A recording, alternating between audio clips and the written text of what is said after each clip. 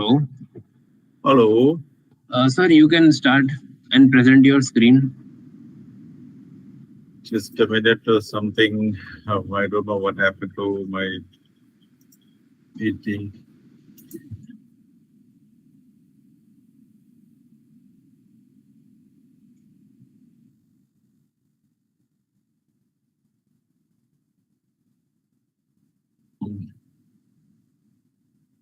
Some virus in between.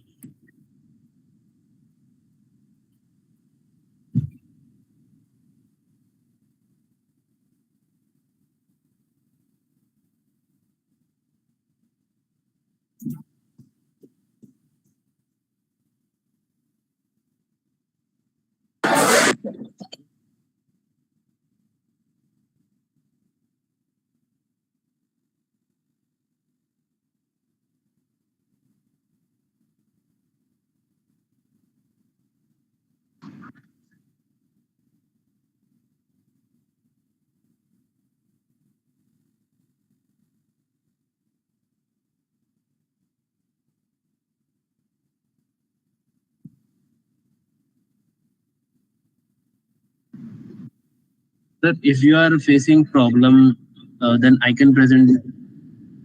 Yeah. Please, because I don't know what happened in between. That PPT got.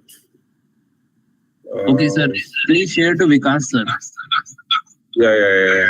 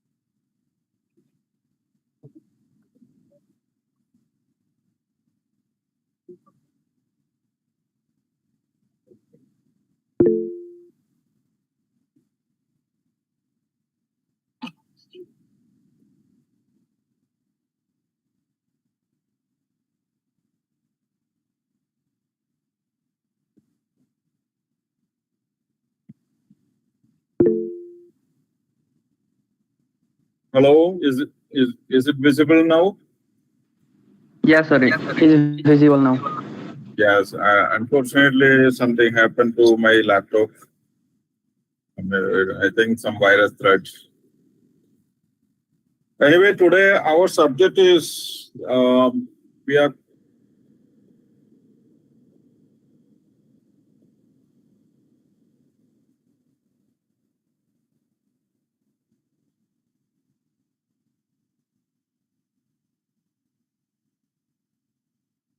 going to discuss about the journey of electric vehicle. So, as everybody knows, the reason why the e-mobility or electrification in the transport sector is necessary, we have discussed so many times, and again, I'm repeating the same. In anyway, today we have a lot of new. So, electric vehicle, everybody knows that we need a charging infrastructure, and we are using battery as a power source. So, let us see the electric vehicle evolution. We have a history. It was starting from the 1880s. Okay? So the reason for e-mobility is why the population of electric vehicle is increasing now, because environmental concerns, government regulations. Now government are giving a lot of incentive schemes and they are promoting e-mobility, because we are importing and our foreign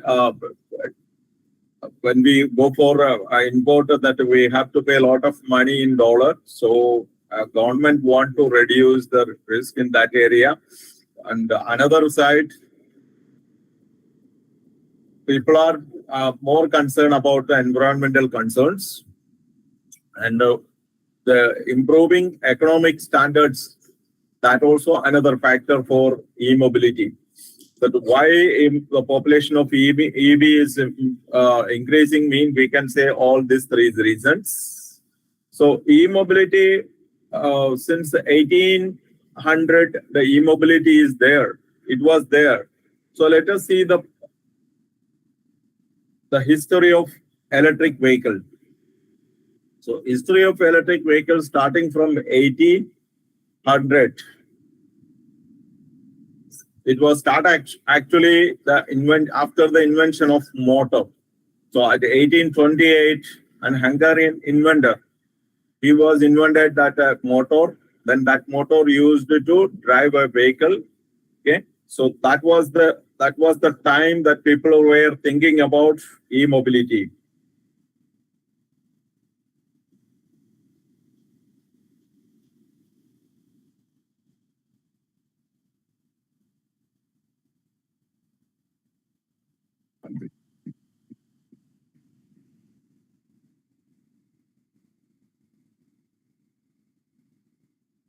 Is it okay, my screen?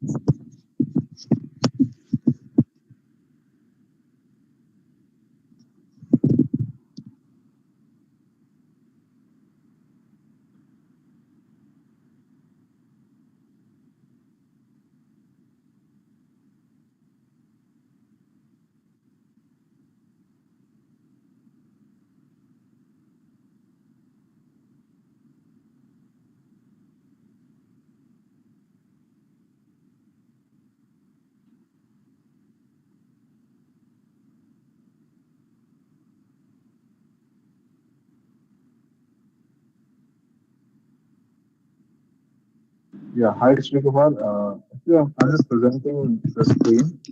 Just tell me that when I have to proceed. Okay. Hello. Hello. Yeah, something I don't know what happened. Suddenly Okay, PC I'm shut just down. presenting from my end. Okay. Some Okay. Just tell me like when I have to move to the other side. Melicos warning is there. I don't know from where exactly. It was on for a long time by my PC. Hello. Hello.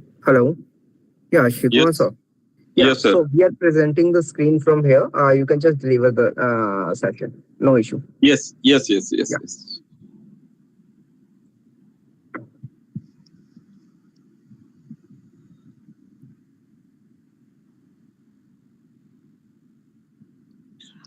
Hello, sorry for the inconvenience. Actually, today's subject is that the evolution of EV. Electric vehicle population is gradually increasing. That we are aware, everybody is aware about what is the reason behind. Number one issue is the environmental concern that unpredicted rain, some natural calamities due to the CO2. EV is necessary now. Every country, every government is planning to promote, and that's why government is offering a lot of promotions in the field of e-mobility, like incentive schemes, and they are giving some tax deduction in the vehicle side, and also the components. So that's why our battery cost and all coming drastically down. In future, maybe it will go more than half of what is the price now. So let us start with the history of electric vehicle. So history of electric vehicles starting from 18th century, 1800. Okay, so we can everybody know the Scottish inventor Robert Anderson. He was also part of the inventor in EV. Many people are claiming that they are the first in EV industry, but still in the history there is no clarity about who was the first and which was the first EV. So we can see, as per the data recorded, we can see there are plenty of people, scientists or engineers are claiming that they are the. So one of the Scottish inventor, Robert Anderson, also invented a crude electric carriage between 1932 to 1839. In 1835, Professor Shibrandus starting also invented, that was in Netherlands, and Christopher Becker from Germany also created a small carriage. So this history side is still a lot of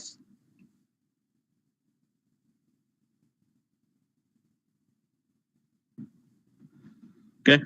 So the first known electric locomotive was built in 1837. So electric, after the invention of electric motor, the application of motor gone to many direction. Not only on the road transport, even rail transport also planning to convert from conventional power source to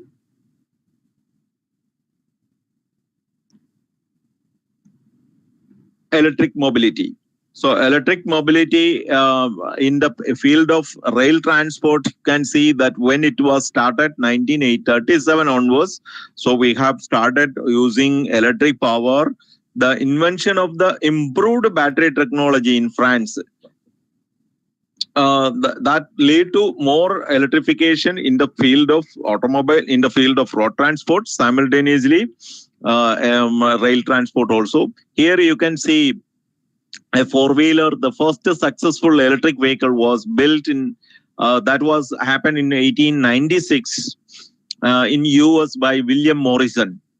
Okay, so 1896, the electric vehicle was designed as passenger carriage, as you can see on the illustration, a four-wheeler passenger carrier. Two-person can sit and one driver. That was the capacity.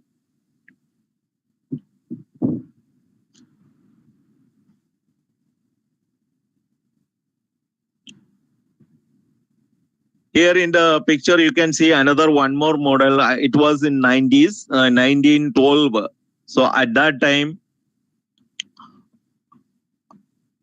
Columbus, another inventor manufactured one, but that is a little bit comfortable than the fully covered carriage.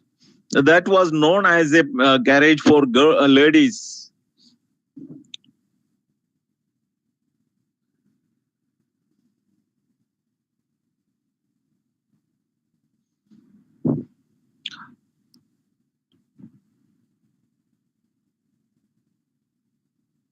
And then 1912, same time, Charles Kettering and his electric starter introduced in the petrol version of the automobile. So the electric starter, after the introduction of starter motor, which is using electric power to start the engine, since that time, the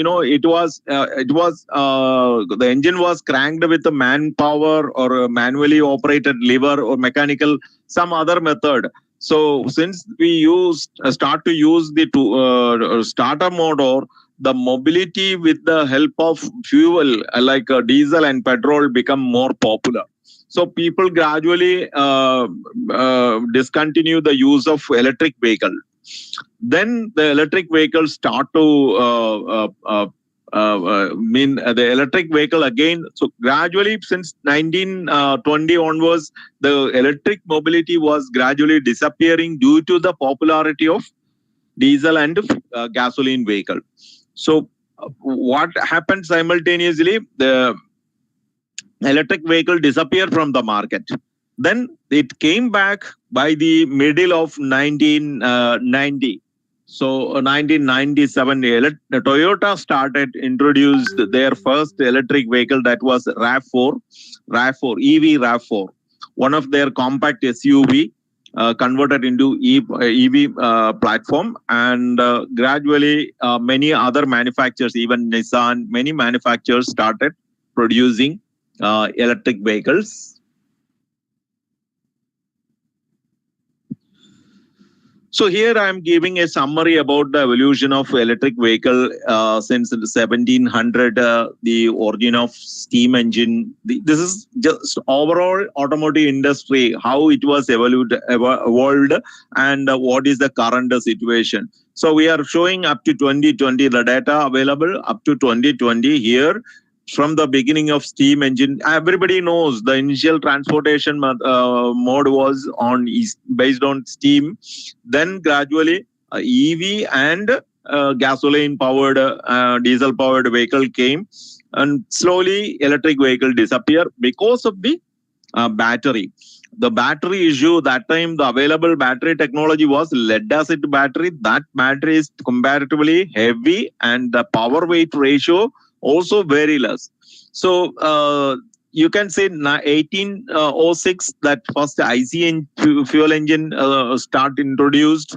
Then successful electric mobility came. Then electric vehicle introduced in 1896. Then production of EV started. So gradually the EV, you can see in this graph, this pictorial graph, you can see that where the EVs disappear and when they are coming back. So again, at the beginning of 1990, the first generation EV came with a new battery technology. Now you can see the most popular power source is lithium-based batteries. So the batteries which we are using now having high power to weight ratio compared with the lead acid battery. That was the one of the reason. That was one reason for disappearing the EV for short period. Now anyway, many concerns are there. As I explained earlier, there is climate issues, and also the technology is improving. Lot of new technologies are coming in the field of motor, in the field of power source like battery, and also power controllers.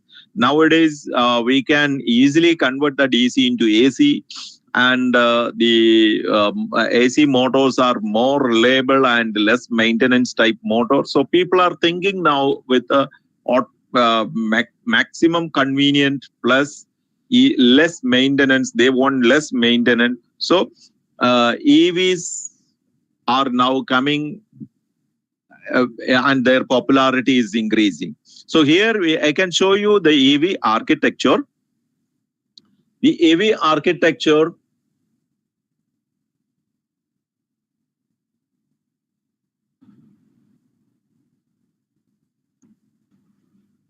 see, there is a controller in the middle. See, three portions are here. So first left side of the screen showing the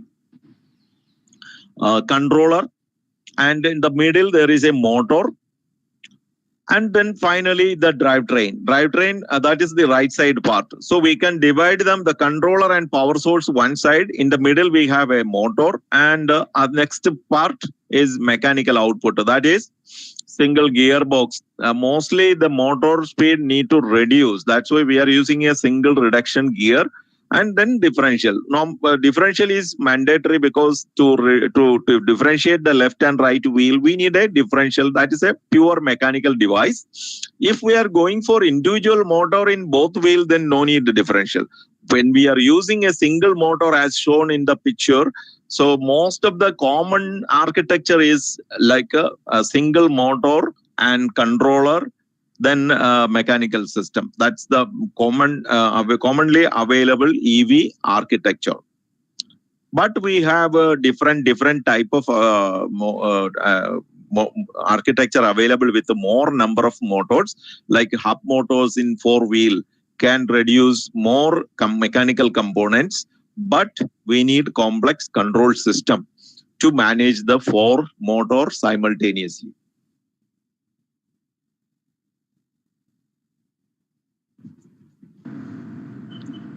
Here you can see the motor assembly.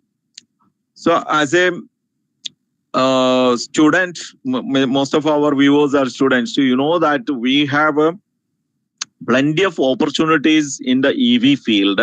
Now, when e-mobility is increasing, the job opportunity is also increasing. So you can be a motor design engineer. If you are a mechanical engineer, then the mechanical part. You can see in this illustration very clearly we are showing the motor part, which is the rotor and stator with power electrical components are there, like cables, high voltage cables.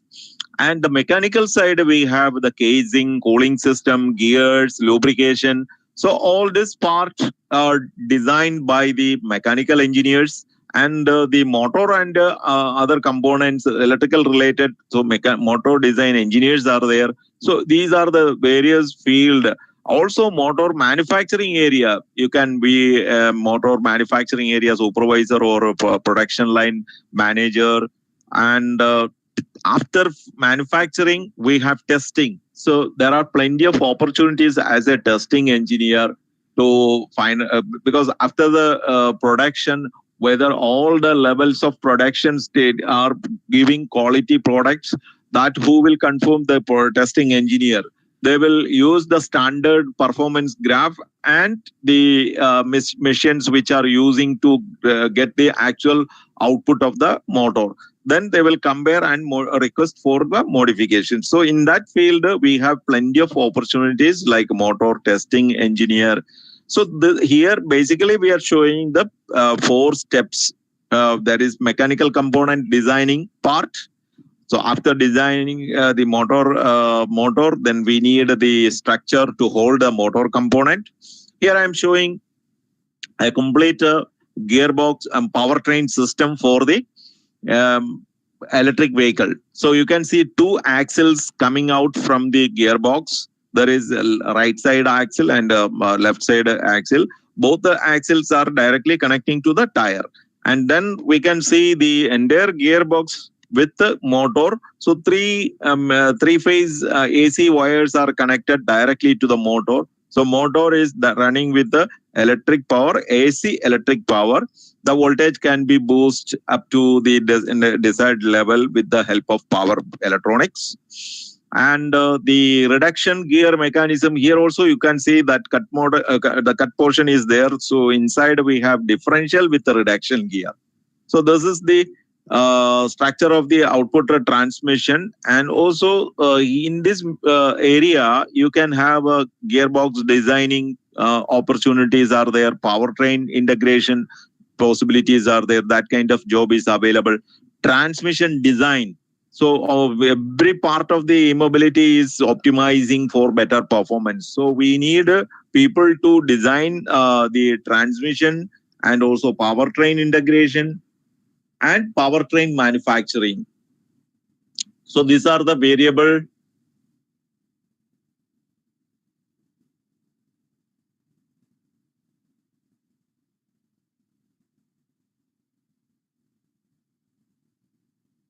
So my computer is already ready now. Maybe I can start with. Anyway, the next one is controller. That was the major part in the. So basically, we can divide the e-mobility electric vehicle into three parts. One is motor, second one is motor controller, third one is battery. So these three are the major components in an EV. So controllers, mainly what they are doing, they're having the power electronics inside. So we need power electronics engineer to design the motor controller and control system development. AutoSAR is this base or software base like Android. In our mobile phone, we are using Android. So automobile are using AutoSAR. AutoSAR, the full form is Automobile Open Source systems. So this one is basically like an operating system, and same time we can use this AutoSAR to develop certain applications. So we have a operating system layer and also the application layers. So there are opportunity to develop or optimize the current programs to a further level. So many opportunities are there to design or develop new software for optimizing the EV. And battery power unit.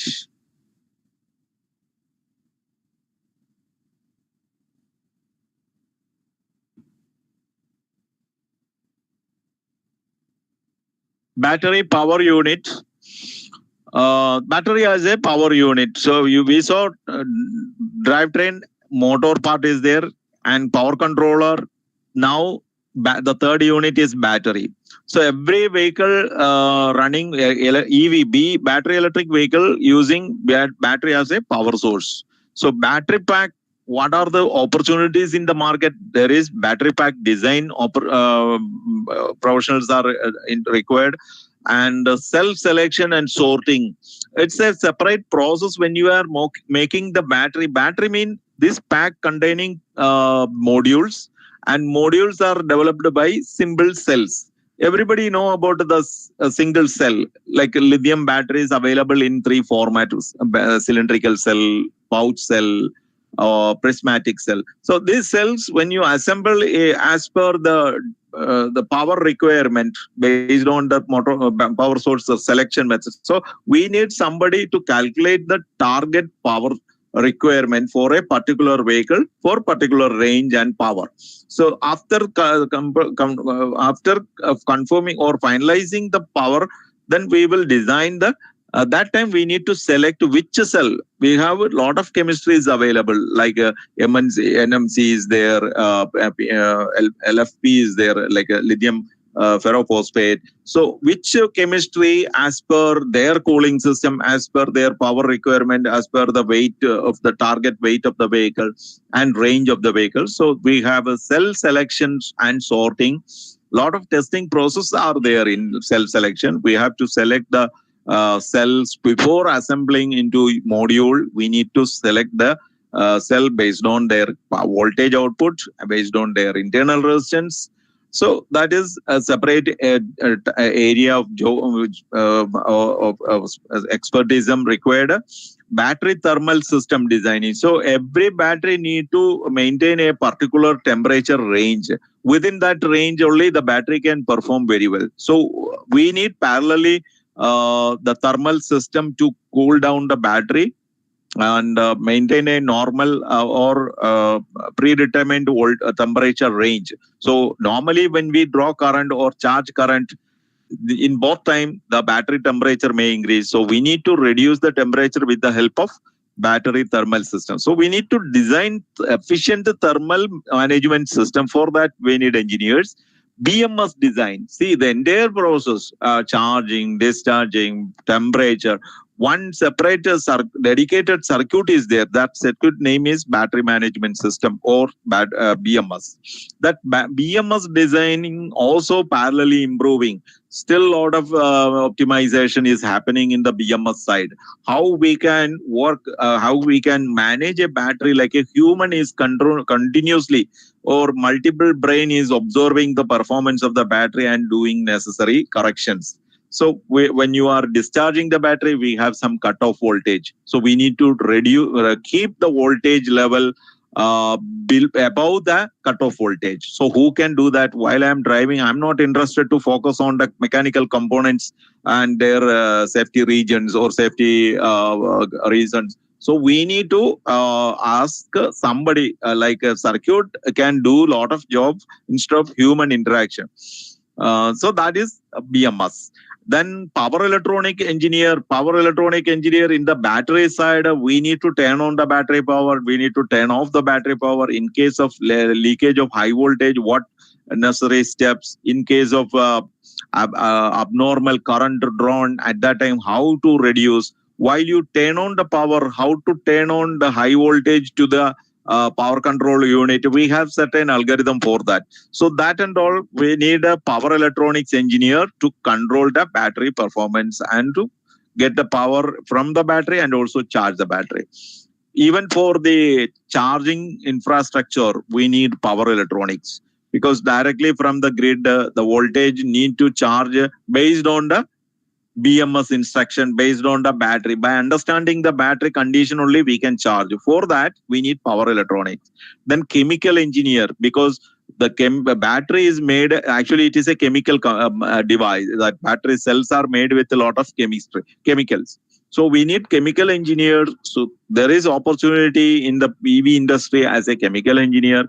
Battery testing, after completing the manufacturing, even the production also in stage by stage, there are a lot of testing. After completing the assembly of the battery, we have to charge and discharge and measure the end of life, the capacity, battery capacity testing. So many testing age, when the battery, the aging factor, and is there any rock formation, whether these cells are performing, because there may be error due to the manufacturing process. Even though we are testing, the cell-wise testing is there before assembling the module. After assembling the module, we will assemble them with within the pack. So the modules will become battery pack. So that battery need to test whether the BMS is performing properly or not. Who can give this report? That battery testing engineer. After the completion of manufacturing the battery, they will do the testing. So we need testing, battery testing engineer options are, opportunities are there. Battery homologation. Every part of the component in EV, not only in EV, automotive industry, we have a lot of regulations from the government side. For the motor department, they are giving certain regulation. In India, we have some laws. So we are working with that government regulation only. So who is going to confirm that this battery or this output can be within the guideline given, provided by the government or not? Who can do that? The homologation engineer. He knows the regulations and he knows how to test and confirm that regulation whether matching with the product. So every homologation, not only in the battery side, even motor. When we develop a motor, say nowadays there are some vehicle, if the battery vehicle power is below certain range, or if the range kilometer speed is within this range, then no need license. Then no need to go for a registration. Even the people who doesn't have license also can use that kind of way. So these are part of homologation. Who is going to confirm that this model will not require any kind of registration or license? That is homologation part. Okay.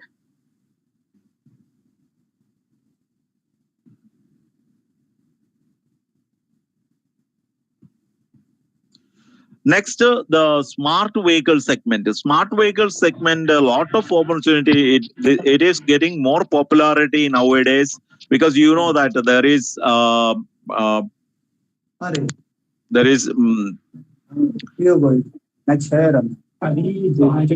pardon?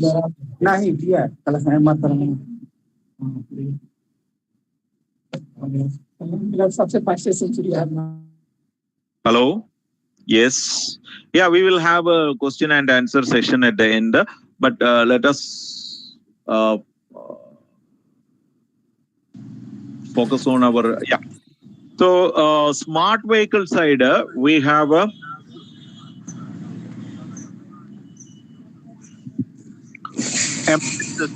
you know the autonomous vehicle. Autonomous vehicle is one of the best example for smart vehicle. Same time, nowadays the V2V, vehicle to vehicle communication, you can see in this illustration there is circular like around the vehicle there is circular shapes provided. That circular verbs showing the communication from the vehicle to other vehicle. So V2V is there, V2I also there, vehicle to infrastructure.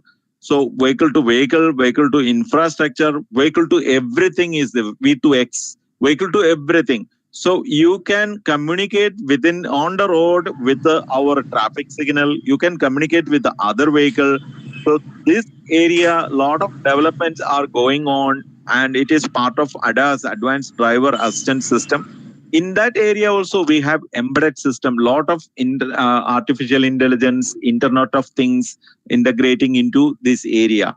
One simple example, while you are driving on the highway, if there is a traffic signal and that your vehicle is communicating with the traffic signal and the vehicle got information, next 5 seconds, the signal light will become red.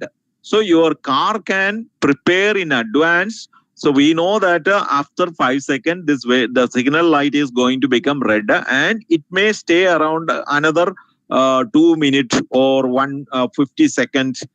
How long the light red light will stay there? That information already received by the vehicle. So your vehicle can do a lot of things while reaching to the signal light. He will prepare and get maximum energy recovery, like a regeneration process. So energy recovery process will be efficient. So by knowing so we need to by knowing the signal light on off time, we can do a lot of same like that. When your vehicle fuel level is not enough, you are going to drain out. Suppose if you are using an EV, your battery charging is going to finish. You are in trouble. So you will get some warning in advance.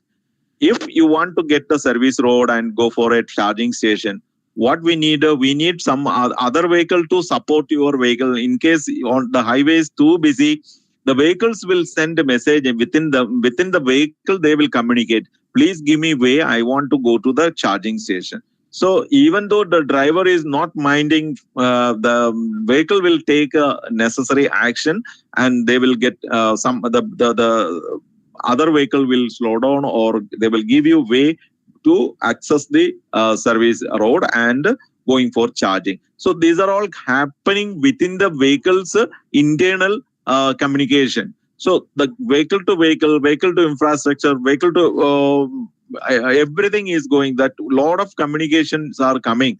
Some dedicated radio, DSRC, dedicated radio wave communication, like a 300-meter range communication is going to introduce soon on every vehicle. So every vehicle, without the help of satellite, or they can communicate their issues with the others. Even an accident can, within second, it may reach 10-15 kilometer away. So others can take necessary step with this kind of advanced system. So in this area, embedded system engineers, AUTOSAR, again AUTOSAR means it is the software base used for developing the automotive applications, and CAN communication. Everybody know CAN communication is an industrial communication protocol. Earlier it was used for machine-to-machine communication. Nowadays we are using mostly in the automobile. Many systems are connected with the CAN only. So we can reduce the number of wires, And say just one simple example I can give you. You have plenty of lights at the backside of the vehicle, like a stop lamp, turn signal, park light, number plate signal, license plate light. So even any rear fog lamp or anything. If there is more than 10 lamps working in the rear side. Earlier, what we were doing, we are connecting all this lamp with the individual wire. Nowadays, the system using only one power wire, one ground wire, one positive, one negative, and a CAN communication. Total 4 wire enough to operate the entire light at the backside. How it is possible? Because we have a body electrical control unit, like a small computer. So the wires which is connected with the switch, we have plenty of switch in the steering or in the cockpit. We are using the switch to operate to operate the information digital signals only, very small voltage, and that is finally converted into CAN communication signal and going to the body control ECU. So body control ECU always communicating with the rear wheel, rear lamp assembly unit, and they are working with the communication cables. So the communication cable will ask the light to open on and off according to the operation of the switch. So no need to connect the, so power will provide directly from the battery, and the on-off time will decide with the, so each lamp have a CAN controller to communicate with the CAN system. So that CAN controller will develop necessary on-off signals to the lamp. So that is the reason why CAN communication is more important in the automotive industry. There are plenty of opportunities who can design CAN systems. We have 2-3 type of CAN: low speed CAN, high speed CAN, medium speed CAN. So it depends upon the number of bits transferring. The high speed can carry up to 1 megabits signal bits per second. That much speed is there. We have many other communication protocols. That area also you have opportunity, like most media oriented system transport. So now the challenges and advantages in EV. Here I am showing 2 colors, one green color and orange color. So orange color showing the challenges. What are the challenges right now? The lack of charging station. Everybody know that. Do you know the charging time also very high, because minimum 1 hour time required to charge a vehicle. So charging time and charging stations number. See, in gasoline station, maximum 5 minutes. You can finish your fueling. When you want to fill full tank also, maximum 5 to 10 minutes. And you will go. But in case of electric vehicle, if you have the same number of charging station like our petrol stations, but still we need more, because of the time duration required to charge the vehicle is comparatively larger time. So that is the main reason. One of the major challenge is the infrastructure. Then lack of trained personnel. Say in this area, you people have opportunities in the future. By 2030, a huge number of professionals required, because we have, as we discussed earlier, there are a lot of positions available in the EV industry. So lack of trained personnel also, because you know the electric vehicles using high voltage. So trained personnel can do the servicing. They can operate the charging station. So without license, now government also planning to introduce some regulation on the repairing side and controlling of the charging station. Or those who want to open charging business, they have to get the trained certificate first. And also uncertain consumer behavior. That is available in everywhere, but in the EV area, it is very critical. And the impact of the FAME 2 policy. The policy FAME 1, FAME 2 is from the government side to motivate, or it's like an incentive plan. So the policies are limited in many areas. It is not supporting, but the reason impact of the e-mobility penetration due to these kind of policies only. But still it is not enough. And secure battery, see, we need a better battery technology. Still, research are happening all over the world. That every manufacturer is planning, or every battery manufacturer, especially, they are thinking about a good battery pack can stay a long time, and the range of the vehicle we can get similar to gasoline. See, power to weight ratio, fuel is still in high level. Battery is still not reached that level. So we need better battery chemistry to get the maximum range, to get the maximum life, and also trouble-free journey. Maybe 2-3 days, no need to charge the vehicle, like that. So that is the expectation from the customer side. So these are the challenges. When we go to the advantage, low cost of ownership. See how we calculate the cost. Everybody thinking battery is too costly and EVs are too. See, gradually EV cost will come down. But when you calculate the entire operating cost, those who are using Ola or either or any two-wheeler, they are showing the daily saving amount on the display. How much you saved if you are using fuel this much. And another important thing that maintenance is comparatively very less, and also it is very easier to maintain. So these vehicles, there is no moving component like a gasoline engine. A number of parts are there. So they need a lubrication, they need a filter. Frequently we need to change. And also gasoline engine or diesel engine need emission regulation components like a catalytic converter, particulate material filter. All this need to replace. That is every 3 years maybe it will add some additional amount in the service side. So that in that area we are not spending anything for the maintenance. We can see our motors, especially some motors are lifetime you can use. There is no need to replace the motor. And battery technologies are gradually improving, and nowadays everybody is getting around 8 years of warranty in the battery side minimum. So that is the advantage. And also the state of EV policies are also promoting people. Very good policy right now. Government is giving. Some area it is not, but we have a lot of advantages. The battery cost is low because of government policy only.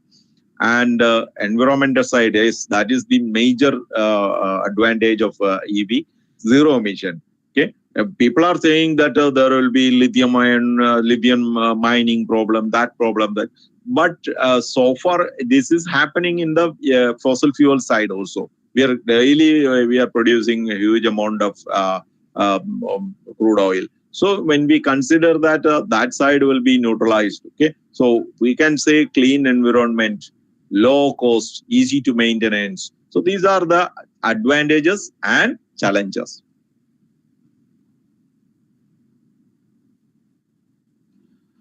Now, to overcome these challenges, what is the immediate solution to overcome the challenges of EV? We have an alternative. Say in between, we are planning to move when 2030, our government is planning to reach 100% e-mobility. But is it possible? Because of these challenges, already we have discussed the challenges, that is our infrastructure development will take time. Same time, the power availability, the power grid, need to strengthen the power grid. We need to bring more renewable energy sources to charge them. So when you are going to depend our current power sources like diesel or coal power sources, then again the mission will be there.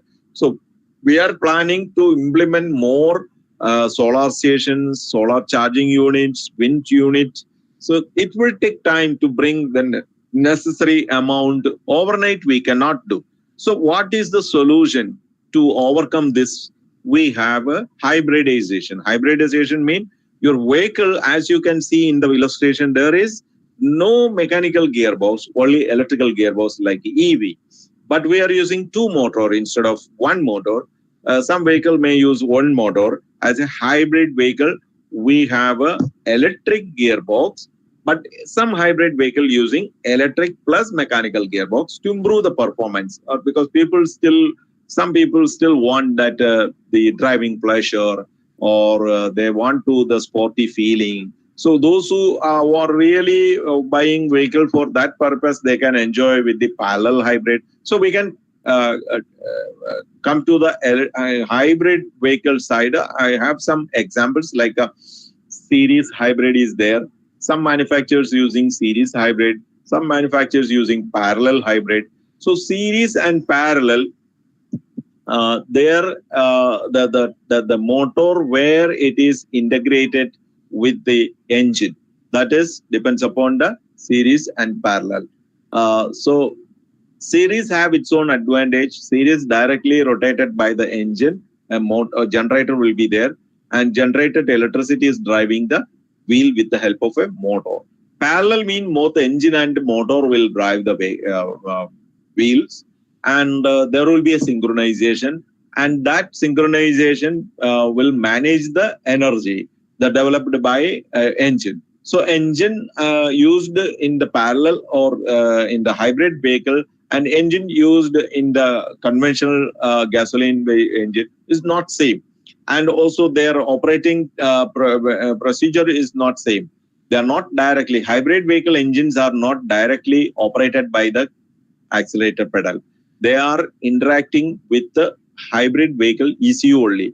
So the accelerator pedal is directly connected to the hybrid vehicle, and then it will give the target engine RPM speed like a acceleration or deceleration. Target RPM will provide by the hybrid vehicle ECU. So that is the outline of series and parallel hybrid. And also we have the hybrid vehicle without fuel. We cannot drive that vehicle. So they are working with the fuel. And we have plug-in type hybrid vehicle. Plug-in type is, we can say parallelly 50% it is electric vehicle, 50% hybrid vehicle. We cannot say fuel type vehicle, hybrid vehicle. So this vehicle can use like a battery electric vehicle, because they have a bigger battery compared with the hybrid vehicle. What is the speciality of PHEV, plug-in hybrid vehicle?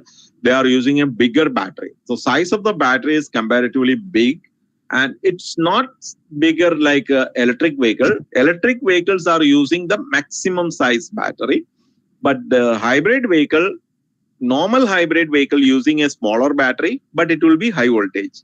And plug-in type, bigger than that, but smaller than the BEV. So here you can see the BEV. BEVs are directly connected to the charging station, and there is no engine available, only the battery and motor. So a bigger battery will be there. Size of the battery compared with the hybrid and plug-in hybrid, these BEVs are using. So already we have discussed what are the major components of a BEV. There is a battery, motor controller, and motor. And then it is connected with the reduction gear mechanism to the through reduction mechanism to the differential and then wheel. So we have to charge. So we need a charging, onboard charger is there, and charger plug will be available, and the power converter unit is same, our power electronics. So BEV, and finally fuel cell vehicle. Fuel cell vehicle, it is a new approach, and it is more than 23 years old technology. Even in this area also, Toyota was the first one introduced. The same RAV4 available, and also Coaster Bus was introduced in EV, and their truck, Toyota's truck division, Hino. At that time, I mean more than 20 years ago, they have started with the fuel cell, but unfortunately they were not able to successfully send these type of, because that time it was very expensive vehicle. Now the cost of the component is reducing. So what are the major components in a fuel cell vehicle? It is almost equal. The design and structure of the vehicle is components wise, it is similar to a battery electric vehicle. It is using an electric motor to drive the vehicle, and the power source, no need to charge this vehicle, no need to charge. What we have at the rear side, there is a hydrogen tank. So the hydrogen is continuously need to fill, and that high pressure hydrogen, send it to the fuel cell stack. The fuel cell stack using the hydrogen and oxygen from the atmosphere.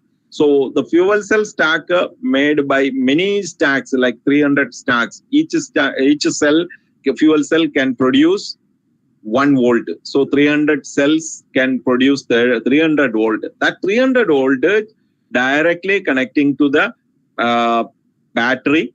So the battery is there like a hybrid vehicle. So a fuel cell vehicle without battery may be difficult because we cannot retrieve the energy when you are in the regenerative mode. For that purpose, and also the generated electricity can stabilize with the help of battery. That's why the generated voltage will store in the battery, then it is continuously supplying to the motor control unit. So power electronics is there, then convert into AC, send it to the motor.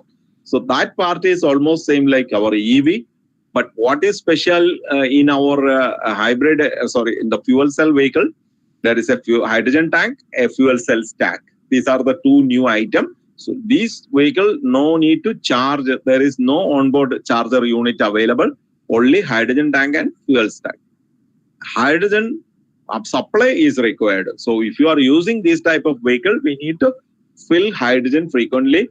Like our gasoline vehicle, we need to fill fuel. Same way, we are filling hydrogen.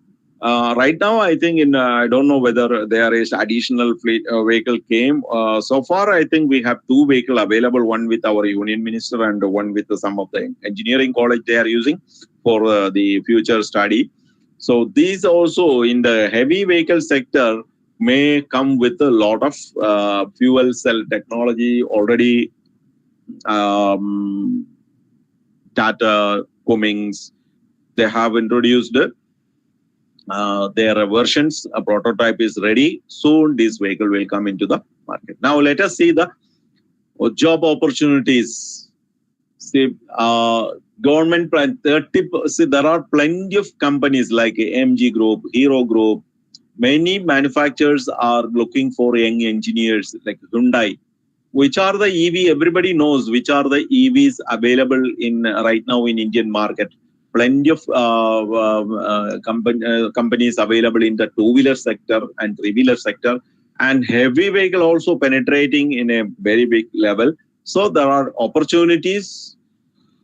Like what we have discussed, the job roles already discussed in that area. So as a beginner, still you need to add one more certification in the EV side. If you have mechanical engineer degree, and you can go for an EV certification that will add, and that there will be some value in your career when you are looking for opportunities. So that's my advice, and let us have some any queries, question and answer. Hello. Now the session is open to everybody. So actually, what is the scope of EV sector if we if we are planning to go into EV sector, as we are seeing that there is a continuous research in the hydrogen cell department and everything like that. So EVs will discontinue eventually because of the land pollution they are doing and their disposal methods and all. EV, a lot of opportunities. See, hydrogen fuel cell technology, we have our own technology. Indian government have our own fuel cell technology that belongs to our Space Research VSSC, where Vikram Sarabhai Space Research Center having their own fuel, because our satellites since long time back, they have started the invention in the research of new type of fuel cell. Now they are planning to give this technology to the private sector, and also some foreign collaboration also available, like from Toyota, from some Chinese companies are planning, and in Indian private sector also many companies have this technology. There is good opportunity in the field of fuel cell. Why? Because I don't know whether everybody aware about this number of human affected with the current of fossil fuel. It is a huge number, and we are in the top. That's why in India we may have a very quick action in the field of EV electrification. So that's why we need youngsters like you and the opportunities in the fuel cell field, say still the optimization is going on. Currently, I think 60 to 70% efficiency. So if anybody can, if any company bringing better than this, and same time there is cooling required, same time compressed air required, same time the air moisturization part. Still we are using the moisturized air to supply on the one side of the fuel cell, other side hydrogen, liquid hydrogen or semi-pressurized hydrogen tank, then reduce the pressure and supply the hydrogen to the fuel cell. In this area, various components are there. So those components like hydrogen pump is there. There are a lot of disadvantage in the available model, like a hydrogen pump noise is, some customers are saying this noise is disturbing them. So we can have a new type of hydrogen pump, new type of fuel cell technology. Plenty of opportunities are there. Yes. You want some specific answer in this technology, or is it enough? Yeah, sir, it is enough. So basically, this EV will eventually continue for more like 30 to 40 years. As you were saying. EV, now you can see on the road, the daily commute, we need a vehicle. And if you are looking for fuel station everywhere available, so we need, maybe when you are moving to 100% e-mobility, the system, the entire system, we have to go for a new type of culture. Not only the manufacturing level, even the people side, they need to change the way of life is going to change. You know, there is a term called CASE, CASE. In that area, the last one is electric mobility. So connected, CASE means CASE, connected, autonomous, and sharing. Finally, e-mobility. So all this four concept is moving towards. So people want to, because, you know, not only because of the emission problem or fuel cost, the technology was evolving and bringing new type of drivetrain, and that is also parallelly happening. When we are optimizing our e-powertrain, e-mobility components, people are very happy with it because there is less noise, very good torque, initial torque is very high. Only the issue is battery and the charging. So and range.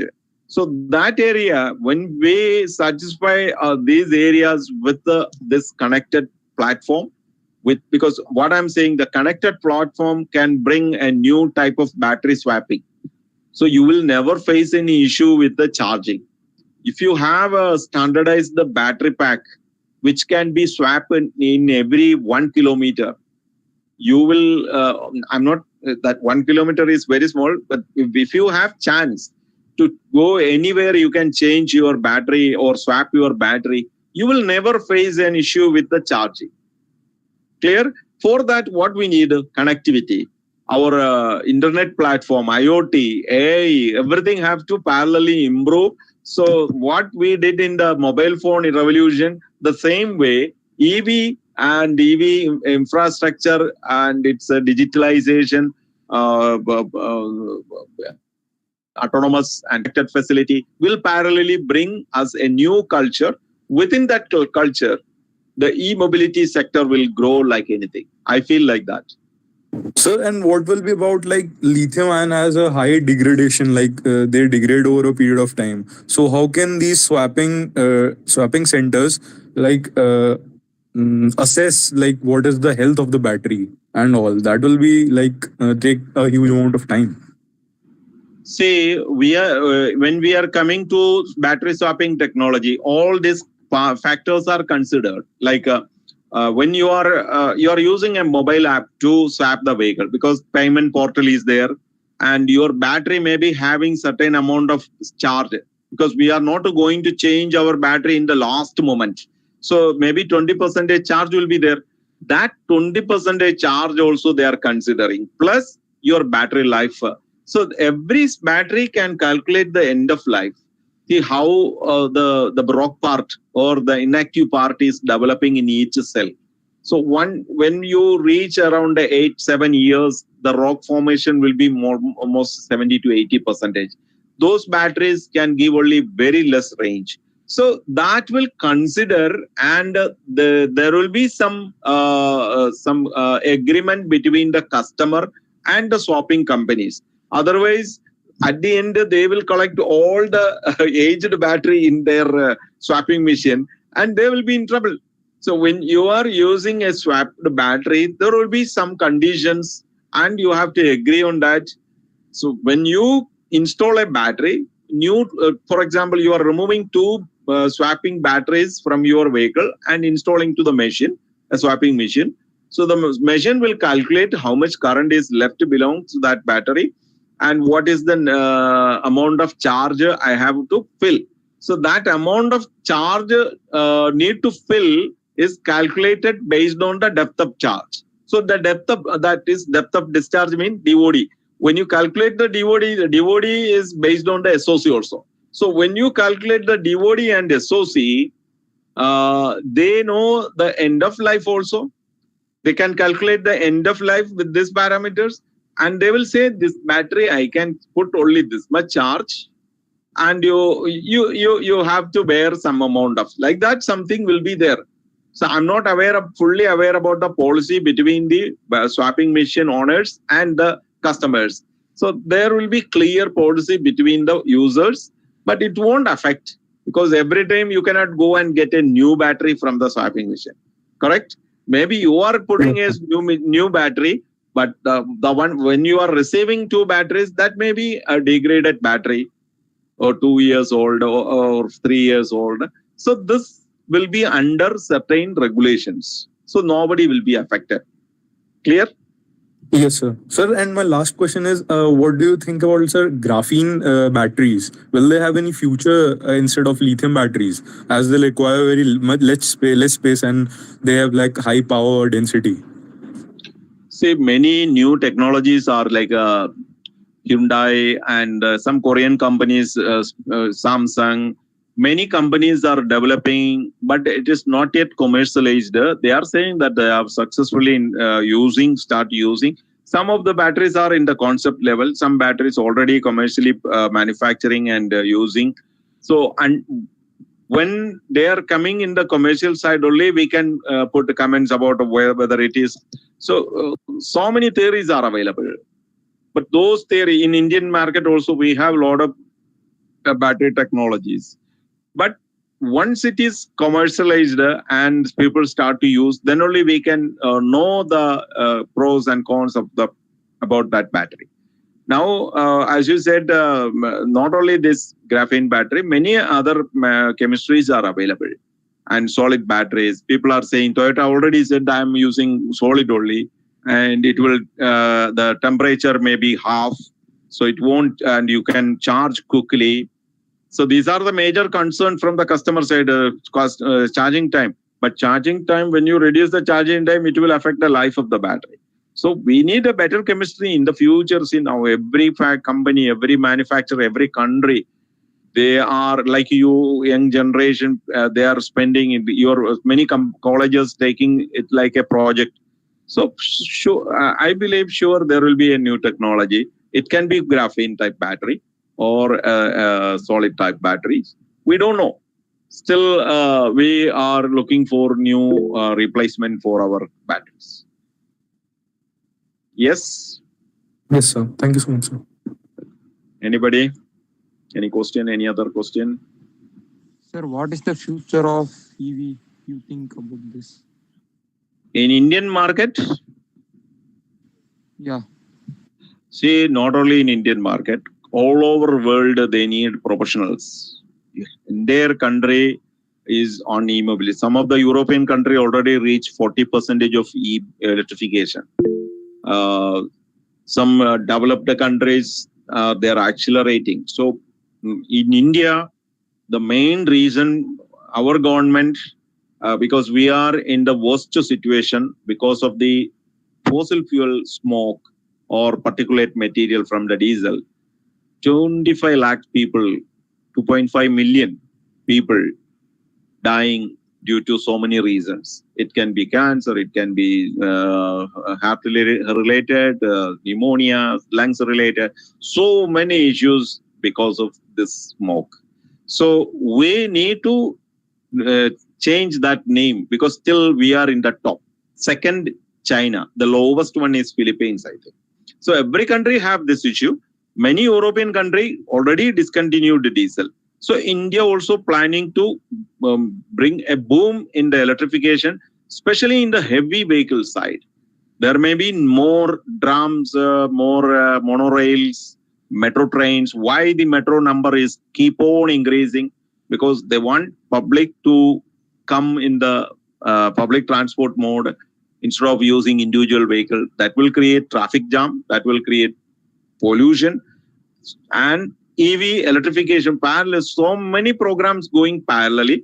So of course, India will have a lot of opportunities in the field of electrification, and there are plenty of opportunities are yet to come in the field of whatever we have discussed, like powertrain designers, motor designers, battery pack designers, battery pack testing, vehicle testing, motor testing, so many opportunities. So why? Because it is a new field. Conventional vehicles are gradually coming out from the market, and this vehicle will replace with our current mobility. So don't worry about the opportunities. That is my answer. Okay. Yes. Any other question?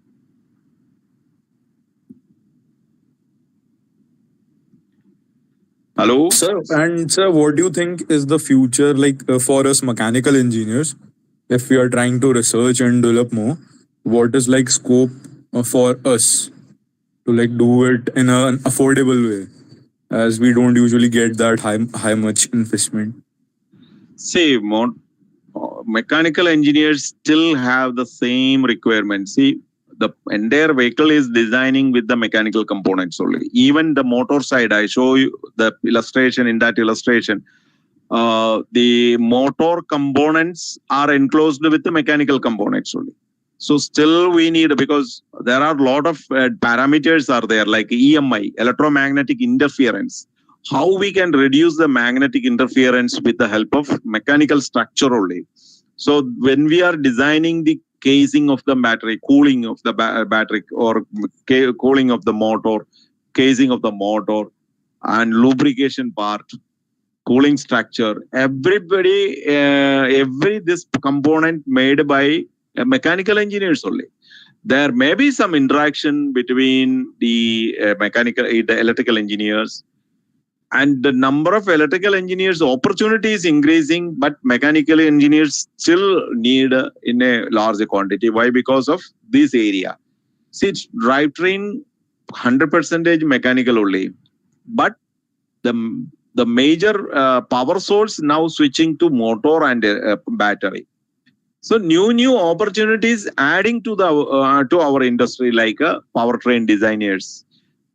In that, we can have mechanical engineers. We can, but my suggestion that if you can get one online certification, or if you can join a short course and get certified in the field of EV, because you have a lot of skills and knowledge in the area of mechanical, like you are very comfortable with MATLAB, SolidWorks, CAD, MotorCAD. So you are going to use that skill to learn something about the motor design. You can learn something about the battery pack design. If you know the mechanical, adding this information additionally won't be a very big task. It won't be a difficult task for you. If you are highly passionate in the mechanical side, but still, if you feel that this is required, then you can get additional diploma or a degree or any courses from any online. We are offering a lot of courses. We have plenty of courses, and you can choose. And at the end, our representative will give you a brief about how you can go with that. Okay, so don't worry about the mechanical engineer. I am a mechanical engineer. I don't have any future. See, gasoline engine, even gasoline engine and diesel engine, still they have future. They are they are just converting their skill into the other mechanical components. Maybe we can say the diagnosis system developed in developers in the field of gasoline engine, they may switch their career into something else. But new engineers, no need to worry. Okay. All right, sir. So, sir, I mean, this 1 year additional course which we'll be pursuing will obviously be fruitful. Of course. See, whenever you go for any interview in future, what I'm saying that 2025 target is there. So government also pushing people, and parallelly some people after getting so many degree and diploma and specialized in the EV, they are moving out of India. That's why government of India is want more people, because gradually we have to think both sides. Some people may go out of India. That we have to consider. And majority, when gradually, the salary structure will be same abroad and India. So people may stuck with Indian jobs. Opportunities are coming. And if you have an additional course, any interviewer in the future, they will ask whether you can you explain something, or can you do this job? Because every industry, this kind of requirement will be there.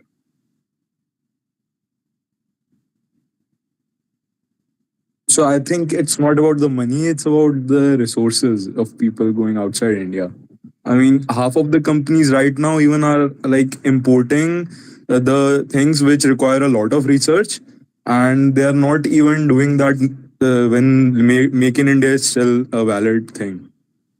See, we have now in Indian market, we have all kind of testing facility in India now. It was an older story. Earlier, we were going abroad to learn more about, say, only for their marketing purpose. They are putting some ranking. Okay, the best 300 universities are only available in this part of the world.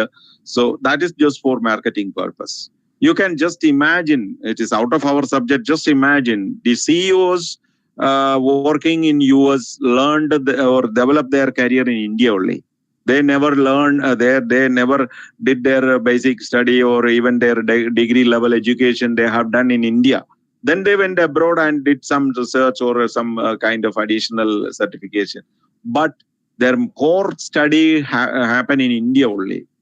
And now the situation is totally different. We have more opportunities. Many testing, many research facilities are there. Every universities keep on increasing their opportunities and the facilities. So no need to worry about. You can ask a specific area about this area. I don't have. Okay, so we have it. Yes. Yes. Sir, why Tesla is leading the EV brands in the world? See, Tesla, we cannot see, they have every factory, every manufacturer like Honda, Suzuki, Tata, Mahindra, they have their own experience. That experience collected trillions of data. So we don't know who belongs to Tesla. It can be Ford and General Motors. It can be some of a group of American companies, because Tesla alone cannot evolve like this. Say one fine morning, I'm planning to develop one vehicle and it becomes super. Nobody can believe that, because there are plenty of companies or plenty of organizations available like Delphi. If you want to start produce a vehicle tomorrow, Delphi is ready to develop everything A to Z for you. You just do only the manufacturing. So why it is not successful? Ford, a very big company, they came into Indian market and now they fail. See, because of so many other factors are there. So how Tesla succeeded in their journey, there may be huge companies belongs to him to share the data of drivetrain, sharing the information of steering mechanisms, It is not a new, nobody can bring a new technology and implement it to the market and become successful, because they need experience. So somebody may be behind, I don't know exactly, but I believe that the experience of Ford Motor or experience of Chevrolet or General Motors, they may sharing their data. There may be systems developed by these people and introduced this type of vehicle into the market. But anyway, Tesla is leading because they are doing a lot of research and a lot of innovation happening in their side, and partially marketing, they are good. I don't know. I don't want to, because every company is equal for us. We are trainers. We cannot say this is the best one.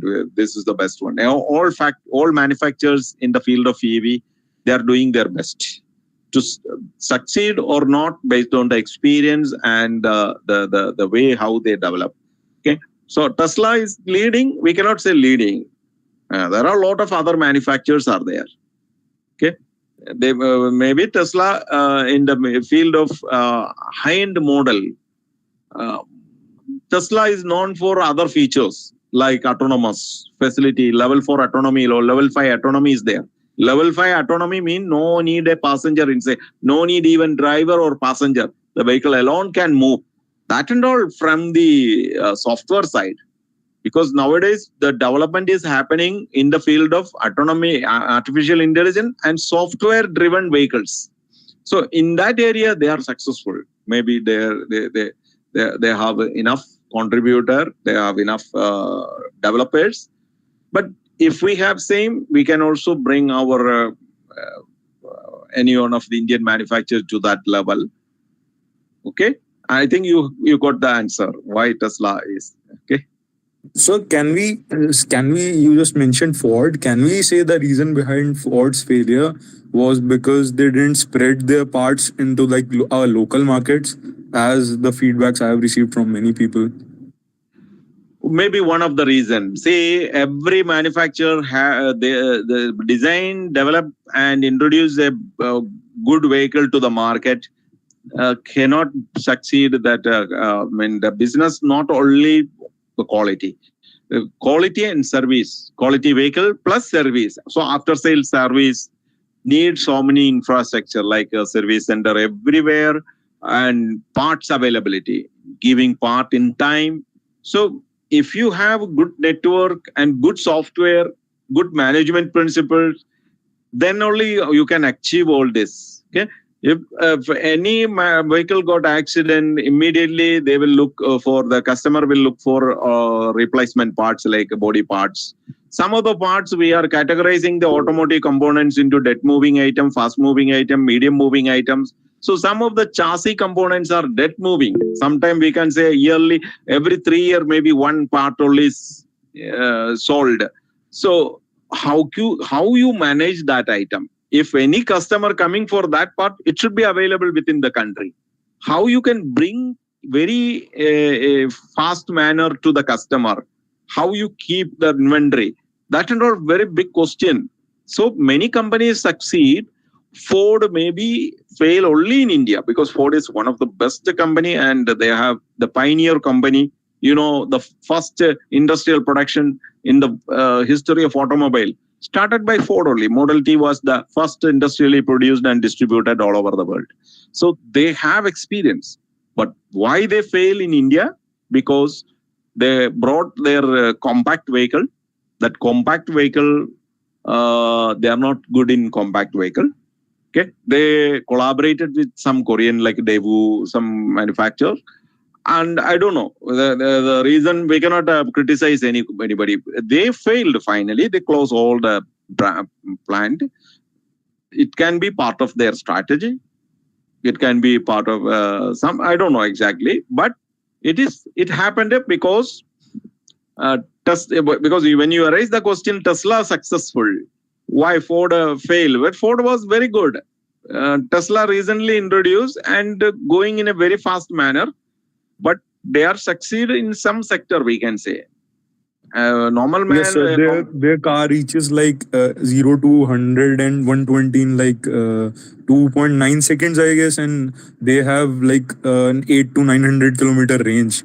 That car never showed up to the market, but they have claimed that. Yeah, that may be. Is it affordable to everyone? No, sir. That's the Ah, irony. yes. So, any other question? Yes, gentlemen. Really, it was a very good session. Unfortunately, Good some evening, sir. technical issue. Good evening. Yeah, tell me. Sir, I have a doubt. Yeah. Normally, if we are using the IC vehicles, the engine efficiency or mileage is reduced means we can make service. When we come going to the EVs, when the battery life is reducing means how to improve. For example, normally a mobile you can purchase a mobile, they give only a 1 year warranty or less only. After 1 year, if our battery is getting very low efficiencies or very quickly discharge, very quick to drain the charge, we need more recharge. We need to replace the battery means it costs around half the mobile price, and major of the batteries are not available. So how EV vehicles can handle this problem? Yeah, it is very good question. See, battery is a major concern, but many manufacturers, not only, almost all manufacturers are giving minimum 8-year warranty. So that warranty, if you are operating the vehicle with some conditions will be there in the warranty. Okay, so suppose if you are abusing the battery, like abnormal acceleration, unwanted acceleration, like continuously you are drawing a huge current from the battery. But nowadays, system also continuously improving. Our BMS, battery management system, is improving. So it can anticipate the behavior of the human. We can say we have customized everything for Indian climate, temperature, behavior of the human. So gradually batteries, as you said, battery degradation will be there. Suppose the first year, second year, you will get the range as per the manufacturers mentioned in the owner's or in the brochure or in their advertisement. But gradually your range may be coming down. That is normal in every vehicle. But if there is any abnormality in the batteries production side, in future, now it is not possible, but some countries are already started doing the repair of battery. Like if a module only giving some trouble, we can replace the module. For that, we need expert, skilled technician. They have to pass some certification requirement is there. So battery repairing gradually in India, it will become like regular because it is high voltage and specialized skilled people required. Safety issues are there. Once we started replacing the cell level repairing is there. If you can replace the cell, exact cell, but we cannot guarantee the battery already or some of the cell already reached 4 or 5 years of life or service. Those battery cells normally due to the chemical action, some rock formation will happen. So their degradation part is there. And we cannot guarantee that this battery will give again the same life. But some unfortunate issues like one module is, everybody knows the cell is connected in parallel and series. So if there is a series connection made between two modules, one module is not functioning or not performing well, then it will affect the performance of the battery. At that time, in future, every manufacturer service center will replace that module. Next level, we will start to remove the cell also. So we can remove the cell. If it is prismatic, very easy. Prismatic, normally we are not welding them. We are using cell contactor and nut and bolt system. So that nut and contactor need to replace with the new prismatic cell. Suzuki Vitara is using prismatic cell. 48 cells are there. Around 171 voltage they are producing after serial connection. So if in between one cell is damaged or one cell is not performing well, it will affect the entire battery pack. That time we can open the cover with the proper safety precaution and steps are there and replace only that particular cell. The battery will give again the same life. Understand? So that kind of process is already started. we are going to, after giving, that's why we are in the training field to develop the manpower.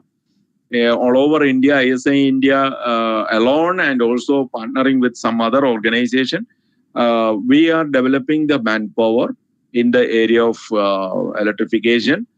So gradually, these type of cell, we have a course named Battery Pack Development. So that the technician can do the cell level maintenance. That will reduce the risk or the issues of the customer up to at least to some level. It's okay? Yeah, okay. Sir, another rundown. Yeah. Normally, for example, we are in the trained locomotives, we are using the continuous line system to provide the lines. For the public transport like buses, long distance buses, for example, omnibuses like sleeper like kind of buses, it travels around 1000 kilometers, 1500 kilometers.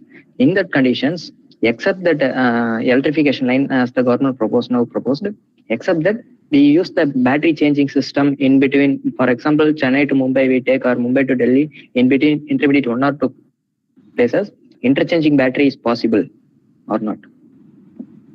See, whatever you have mentioned, it is available in some other country.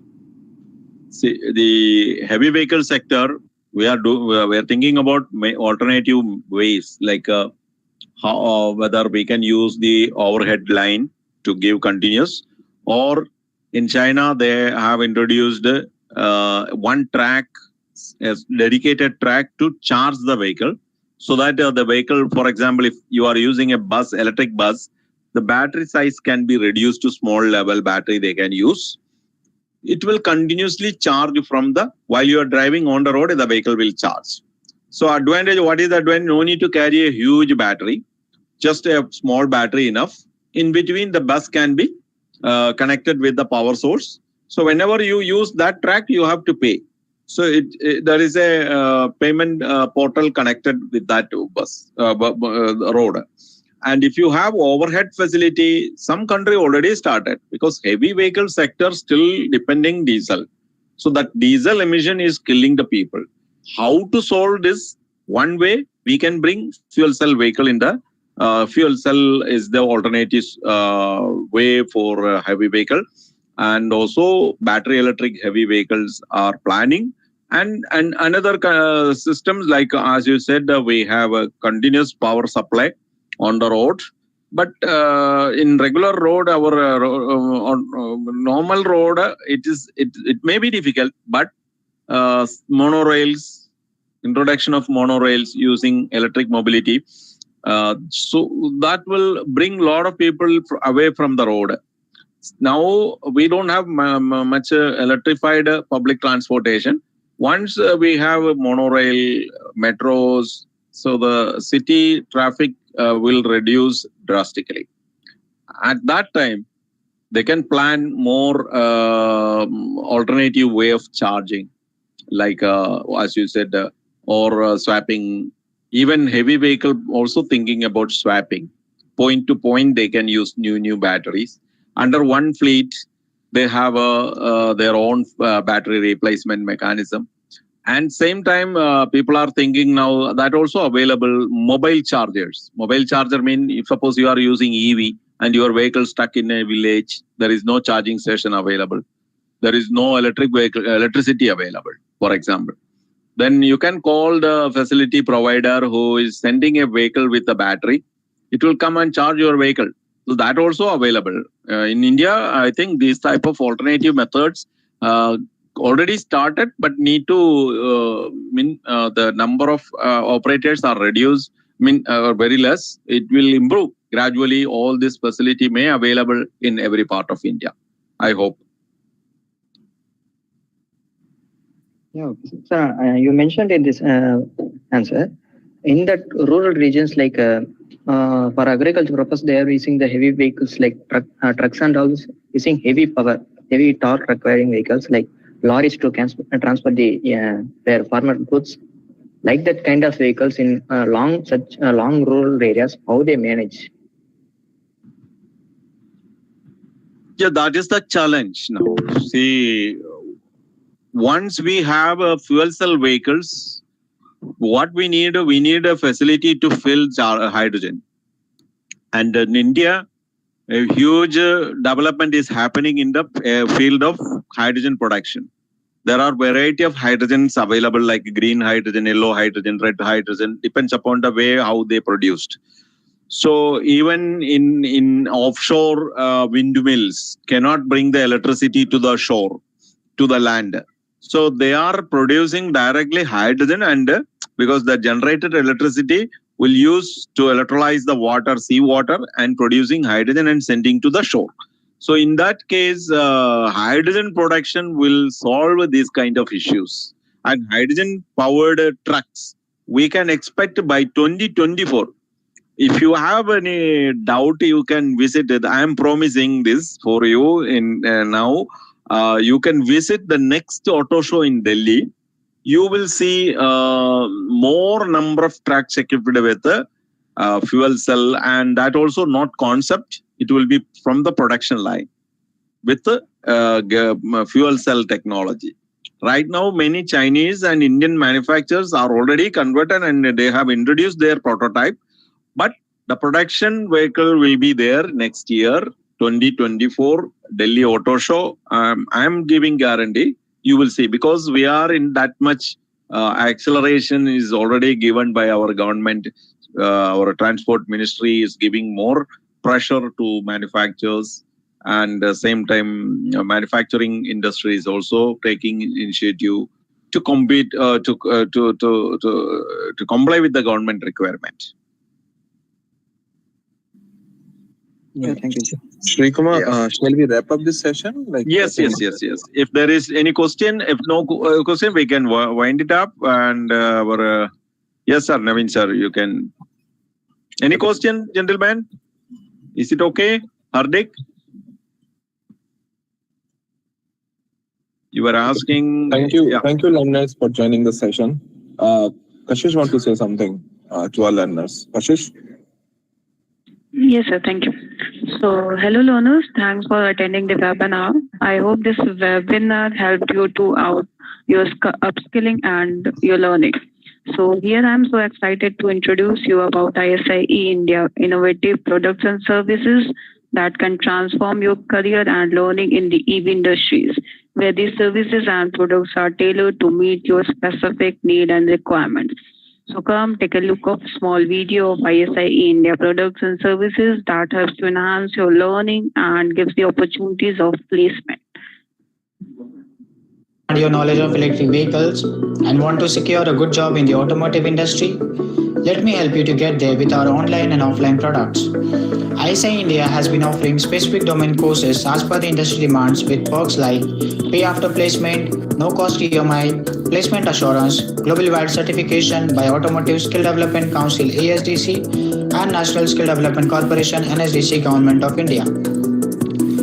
We have range of courses in electric vehicle, computer-aided design and engineering, including postgraduate certification and executive PG program in EV, professional master certification program, specialization programs, fundamental programs, and internship in EV, CAD, and CAE.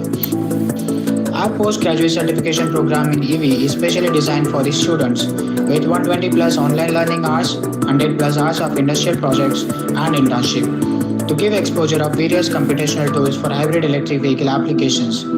It is a 12 months assured placement course with pay after placement, thus encouraging the learning without financial constraints. The course is globally valid, certified from NSDC Government of India. Our executive postgraduate program in EV is specially designed for the working professional who want to upskill themselves or looking for a career change in the EV industry. With 120 plus online learning hours, 20 plus hours of industrial projects. It is a 9-month assured placement course with globally valid certification from NSDC and ASDC Government of India. Our professional master certification program in EV, CAD and CAE is specially designed for the undergraduate students to pave their career path by providing industry relevant skills with 100 plus online learning hours, 5 plus hours of industrial projects. It is a 6-month placement assistance course with globally valid certification from NSDC Government of India.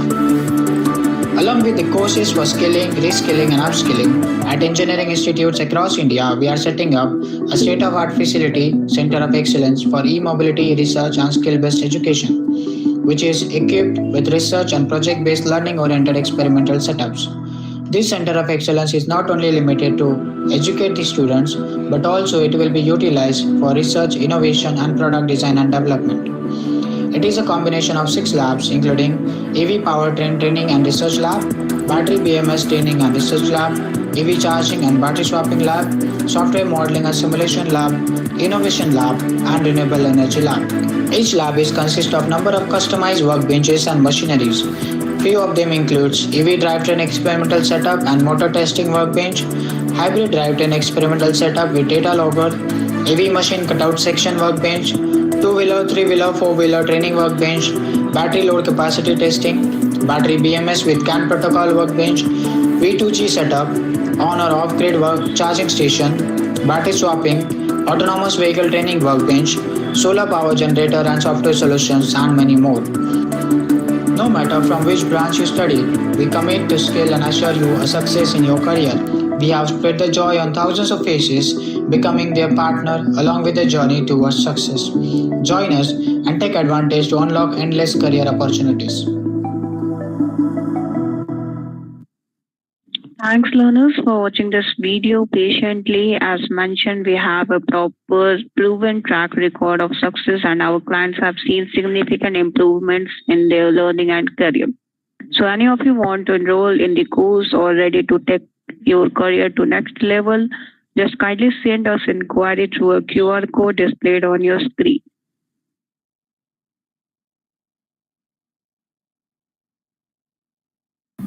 Thank you, Shri Kumar sir, for this wonderful session. Hope everyone has liked the session. If you have inquiry about course, you can scan this QR code